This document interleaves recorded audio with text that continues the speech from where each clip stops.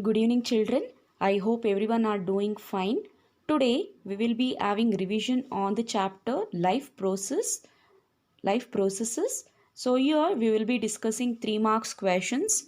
So let us see first question. What is sequence of steps in photosynthesis?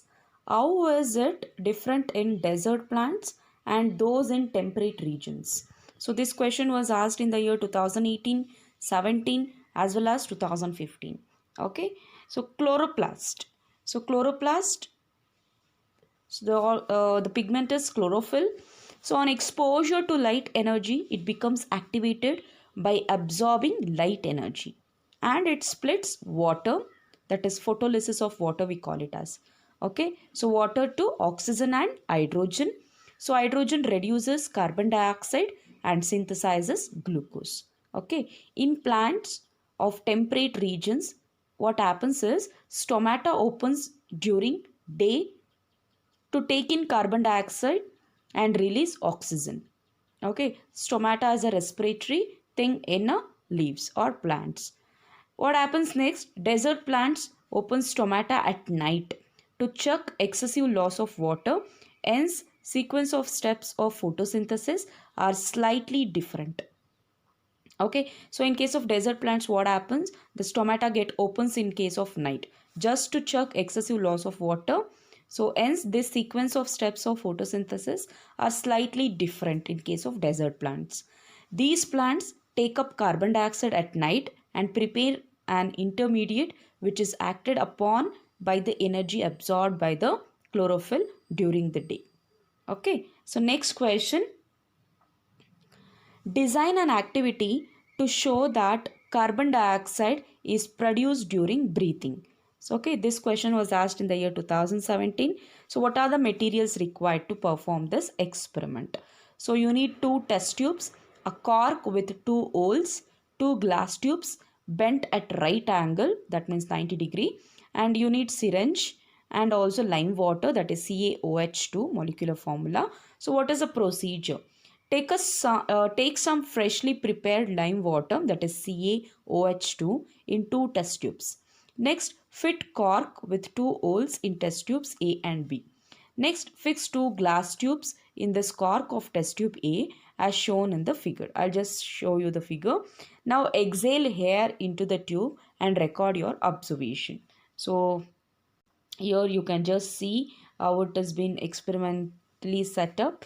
Okay, pass air by syringe through the lime water contained in the test tube B and record your observation. So this can be done by you also. Okay, it is very easy experiment to perform. Here you can see test tube, and test tube consists of lime water, and here you can see cork, and the boy is blowing air inside the lime water. So now air being exhaled into lime water. So like the syringe has been fixed. Okay, so here you can see glass tube and lime water, air being passed into lime water with a syringe. So what is the observation that you can make? Lime water turns milky sooner in test tube A, okay, than in test tube B. So what is the conclusion that you can draw from here is the exhaled air contains lot of carbon dioxide which turns lime water milky. Okay, this proves that carbon dioxide gas is exhaled out by human during respiration. Okay, so what is the composition of urine? Are glucose and proteins normally present in urine? Why? How is volume of urine regulated? So here you can see 1, 2, 3, 4 questions has been merged. Okay, this was asked in the year 2017. So what is the answer? The urine contains mainly water, okay, and various salts and also urea, along with that uric acid. So this is a composition of urine. So no, they are not present in urine as glucose. It is reabsorbed by nephron, while protein are not filtered from blood in glomerulus in a healthy kidney. So volume of urine is regulated by the amount of excess of water, the amount of dissolved waste in the blood. Okay, so what is the role of mucus in case of stomach? So what is the function of mucus? So it is to protect the stomach lining from the action of acid and pepsin. So what are the two vital functions of human kidney? So it is excretion, that is removal of toxic waste like urea and uric acid, and so osmoregulation. So you should know what is osmoregulation. You may get a question for 1 marks also. Okay, the process of maintaining the right amount of water and proper ionic balance in the body. So it is done by controlling the amount of water and salts reabsorbed by nephron, that is tubules. So how is oxygen and carbon dioxide exchange between blood and tissues? How are the gases transported in human beings? What is hemoglobin? So two questions, two sub questions they have asked. So this was a question asked in 2016 and 17 also. Exchange of gases in tissues occurs through diffusion. Oxygen is carried as oxyhemoglobin from lungs to tissues. Okay, it disassociates and carbon dioxide diffuses out into blood from tissues. So it is transported in dissolved form and reaches lungs, where again it diffuses to alveoli. So next is respiratory pigment, that is what is hemoglobin? Define hemoglobin. Hemoglobin is a red colored protein that is present in red blood cells. So hemoglobin has affinity for oxygen. It carries oxygen throughout the body. Okay. What are important features of all respiratory structures in case of animals? Or how are alveoli designed to maximize the exchange of gases? Okay, so this was asked in the year 2016. So all respiratory systems have some important features: large surface area and thin and delicate surface for diffusion and exchange of gases. It is generally located in protected inner part of the body. Rich blood supply to respiratory organ, since all of them are present in alveoli, hence it is perfectly designed for exchange of gases. So next, what is excretion? Name some part in our body involved in this life process. Excretion means throwing out metabolic waste from living body. Many organs perform this process, such as kidneys remove nitrogenous waste like urea and uric acid in urine. Sweat and oil by glands in skin. Carbon dioxide and water vapor by lungs. So these are the excretion happens in each and every part. Feces or undigested, sorry, that is feces. Okay, feces or undigested food by large intestine. Bile pigments by liver. It also converts toxic ammonia to urea. So next question is that what is the need to have a transport system in complex organism? So what is the need of transport system?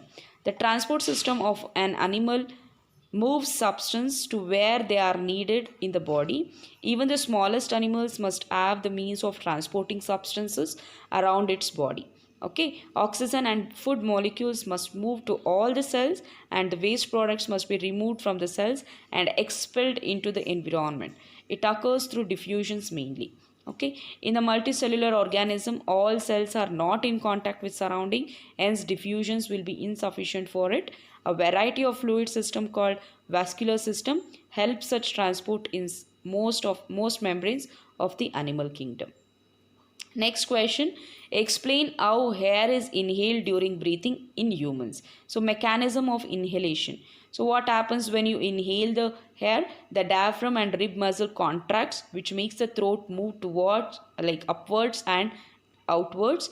The volume inside the thoracic cavity increases, that is it expands.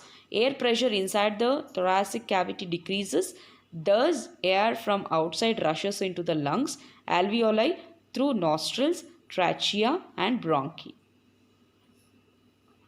So how is food transported in plants? So this is the last question we are looking into. So the food prepared by plant may be sucrose, amino acids or other materials. So it is done with the help of living cells, sieve tubes and companion cell of phloem tissue by utilizing energy of ATP. The movement occurs both upwards and downwards from the place of formation, that is leaves, to storage organ, that is roots or stems, from storage organ to organ of its utilization, so that is growing buds. So depending upon the situation, it happens depending upon the situation. So what is translocation? So these are the mechanism. Transport of organic food from the leaves to other parts of the plant through the sieve tubes of phloem tissue is called translocation. So what is importance? So importance, it is an essential process as every part of the plant requires food for energy, building and maintenance, right? And sugars are synthesized in the leaves, whereas hormones are synthesized in the growing parts of the root and shoots. So this is about few questions that we have discussed today. So learn and revise once, okay, and practice the diagram wherever it is mentioned. Okay, see you all children, have a good day.